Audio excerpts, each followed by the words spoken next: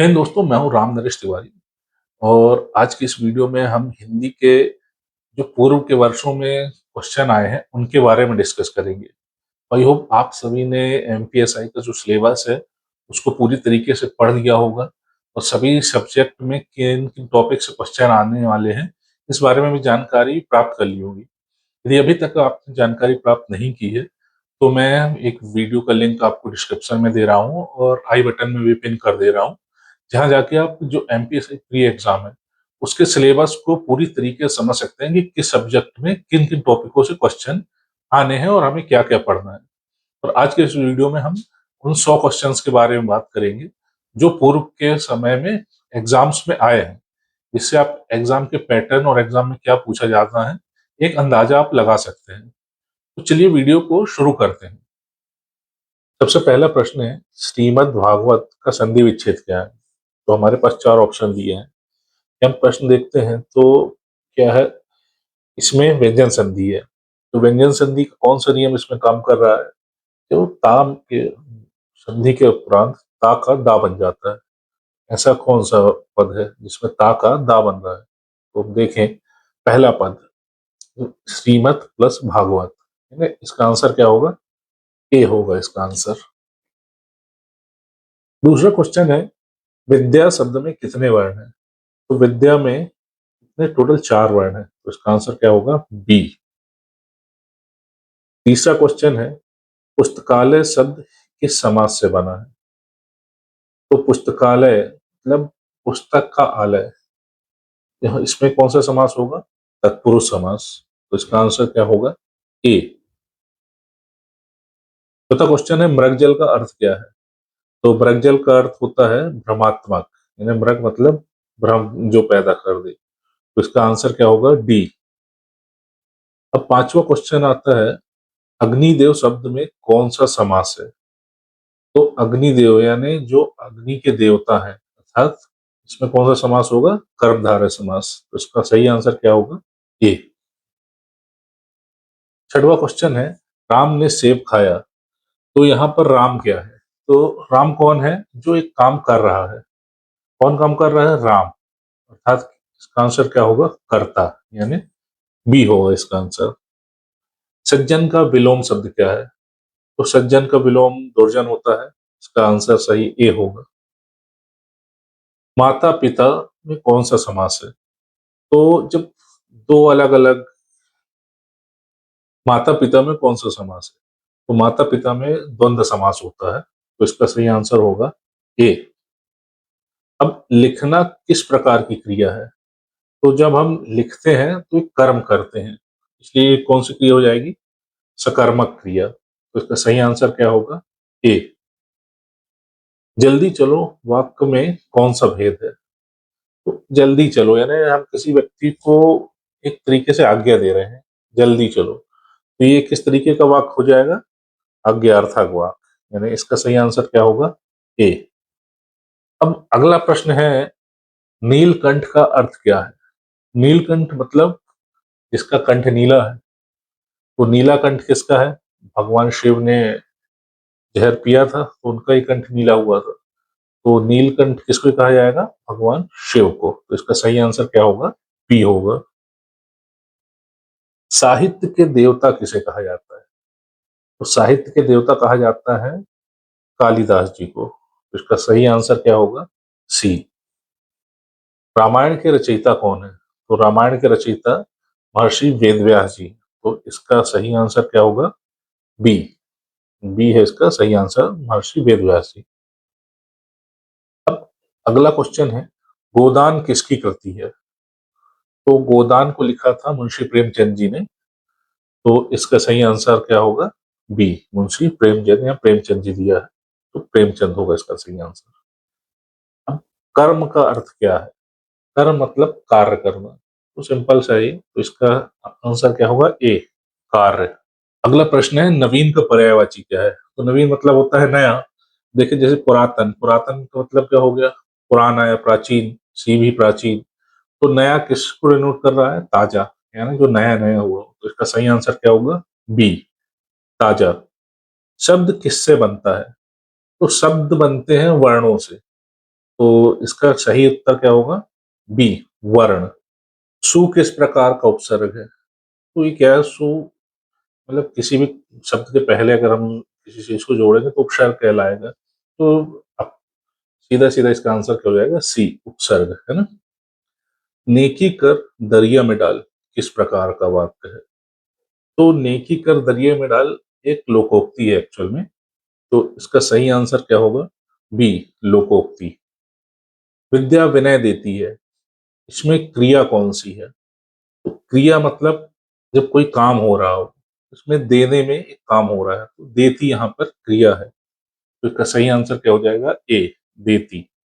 अगला है देवालय शब्द में कौन सी संधि है? तो यहाँ पर अगर हम इसका संधि विच्छेद करें तो देव धन आलय होता है, यानी आ के बाद आ रहा है तो ये दीर्घ हो जा रहा है। इसमें कौन सी संधि होगी? दीर्घ संधि। तो इसका सही आंसर क्या होगा? ए होगा सही आंसर। अगला है लोकोत्तर शब्द में कौन सी संधि है? तो लोकोत्तर में क्या है? वृद्धि स्वर संधि होगी। इसका सही आंसर क्या होगा? सी, वृद्धि स्वर संधि। अगला प्रश्न है राजा प्लस ईश्वर से बनने वाला शब्द कौन सा है? तो राजा प्लस ईश्वर से जो शब्द बनेगा बनेगा राजेश्वर, यानी इसका सही आंसर क्या होगा? बी, राजेश्वर।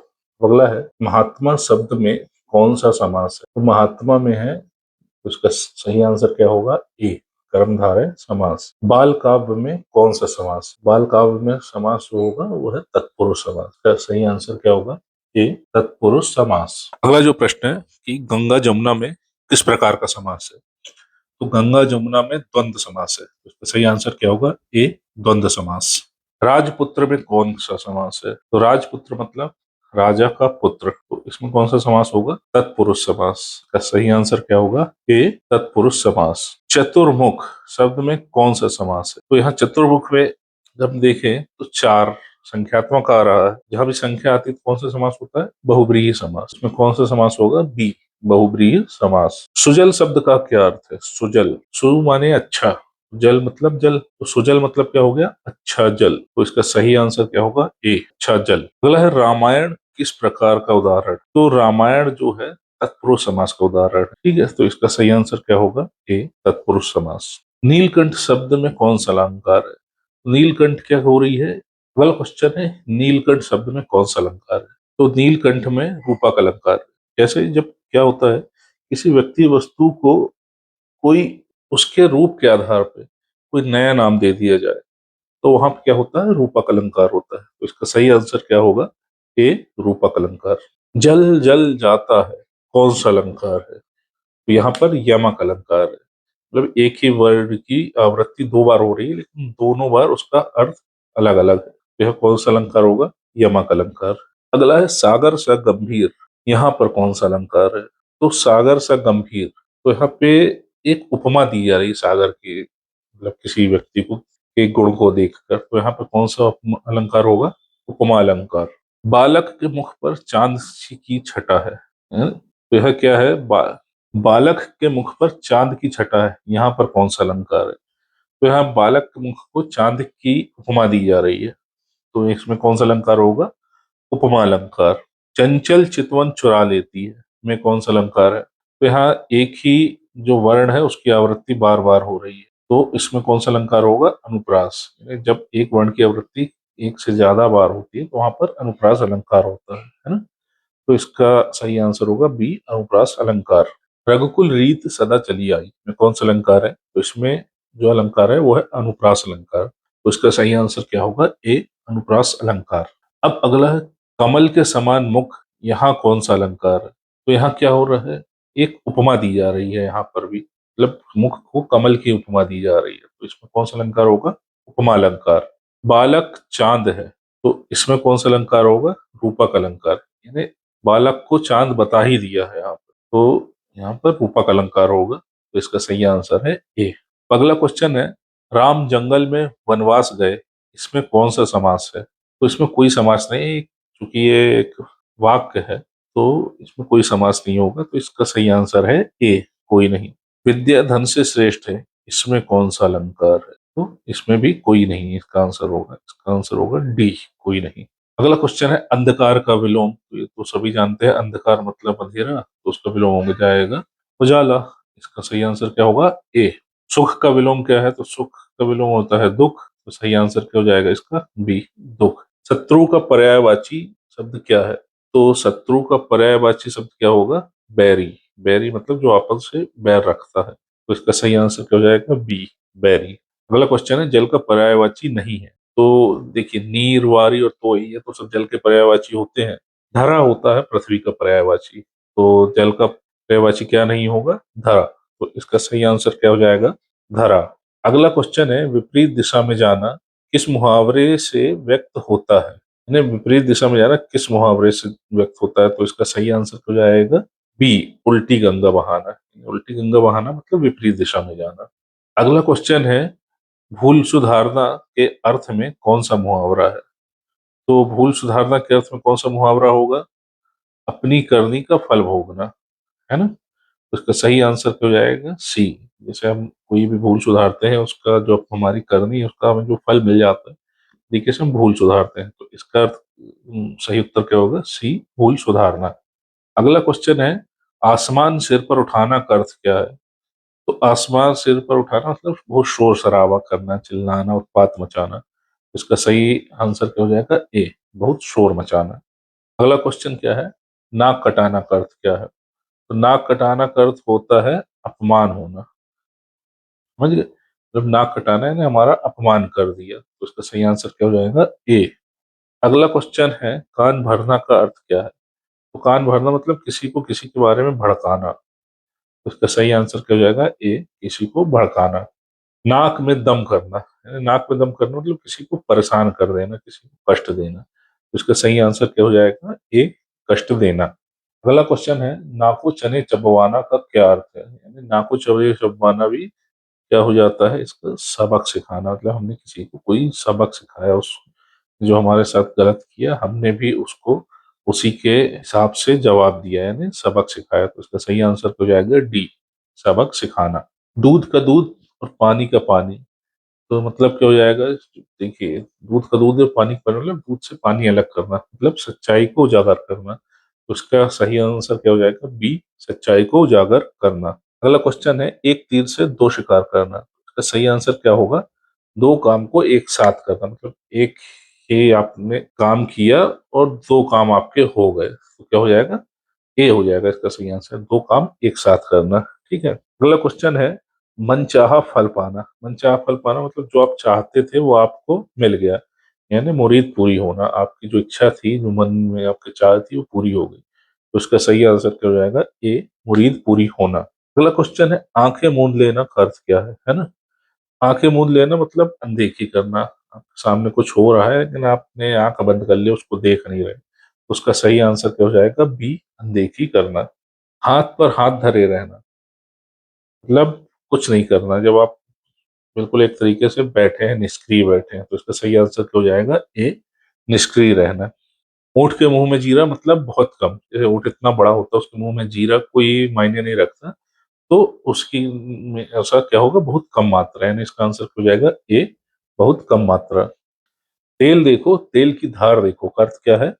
परिणाम की प्रतीक्षा करना है, मतलब जो परिणाम है उसकी थोड़ी प्रतीक्षा करिए। तो इसका सही आंसर हो जाएगा बी, परिणाम की प्रतीक्षा करना। राई का पर्वत बनाना मतलब छोटी बात को बहुत बड़ा चढ़ाकर बनाना है। मतलब राई का पहाड़ बनाना तो पॉसिबल है नहीं, यानी किसी बात को जो छोटी बात है उसको बढ़ा चढ़ाकर हम बता रहे हैं। तो इसका सही आंसर हो जाएगा बी, छोटी बात को बढ़ा चढ़ाकर बताना। नाक का बाल होना मतलब बहुत प्रिय होना।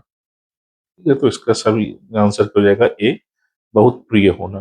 गोदान उपन्यास के लेखक कौन है? तो गोदान उपन्यास के लेखक कौन है? मुंशी प्रेमचंद जी। तो इसका सही आंसर क्या हो जाएगा? ए, मुंशी प्रेमचंद। कामायनी काव्य के रचयिता कौन है? तो इसका सही आंसर है बी, जयशंकर प्रसाद। रश्मि रथी किसकी कृति है? तो रश्मि रथी जो है, रामधारी सिंह दिनकर जी की कृति। तो इसका सही आंसर क्या होगा? बी, रामधारी सिंह दिनकर। असहयोग आंदोलन से प्रभावित कवि कौन थे? असहयोग आंदोलन से जो प्रभावित कवित्री थी एक्चुअल में सुभद्रा कुमारी चौहान। तो इसका सही आंसर क्या हो जाएगा? बी, सुभद्रा कुमारी चौहान।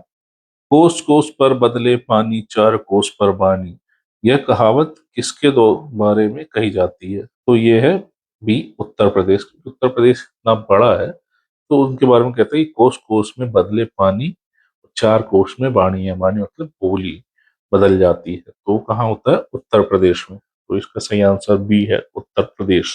रामचरितमानस में कुल कितने कांड हैं? तो इसमें टोटल 7 कांड है। तो इसका सही आंसर क्या हो जाएगा? 7। साकेत महाकाव्य के कवि कौन है? तो साकेत महाकाव्य किसने लिखा है? मैथिली शरण गुप्त जी ने। उसके रचयिता मैथिली शरण गुप्त जी हैं। इसका सही आंसर हो जाएगा सी, मैथिली शरण गुप्त। मधुशाला किसकी प्रसिद्ध रचना है? तो मधुशाला है बच्चन जी की। कौन बच्चन जी?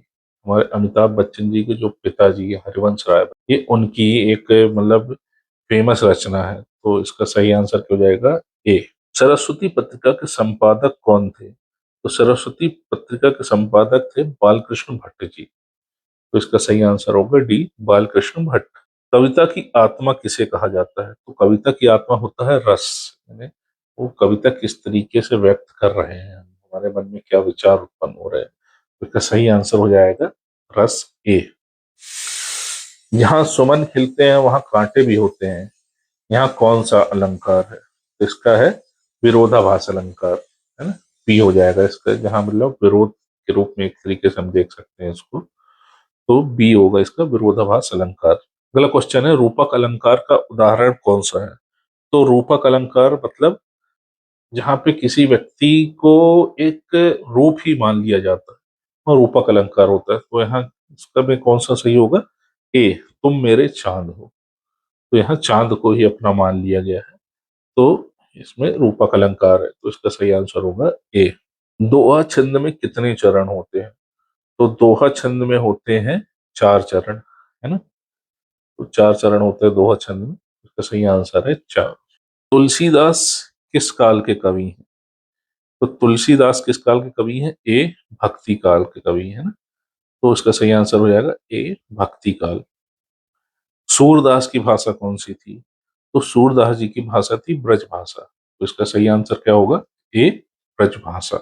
अब अगला क्वेश्चन आता है, कबीर की भाषा कहलाती है। तो कबीर की भाषा है सदुक्कड़ी। इसका सही आंसर क्या हो जाएगा? बी, सदुक्कड़ी।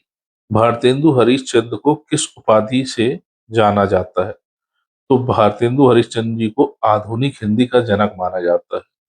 उनको ये उपाधि दी गई थी। तो इसका सही आंसर हो जाएगा बी, आधुनिक हिंदी का जनक। पुष्प की अभिलाषा किसकी कविता है? तो पुष्प की अभिलाषा है माखनलाल चतुर्वेदी जी की कविता। इसका सही आंसर होगा सी, माखनलाल चतुर्वेदी। छंद का अर्थ क्या होता है?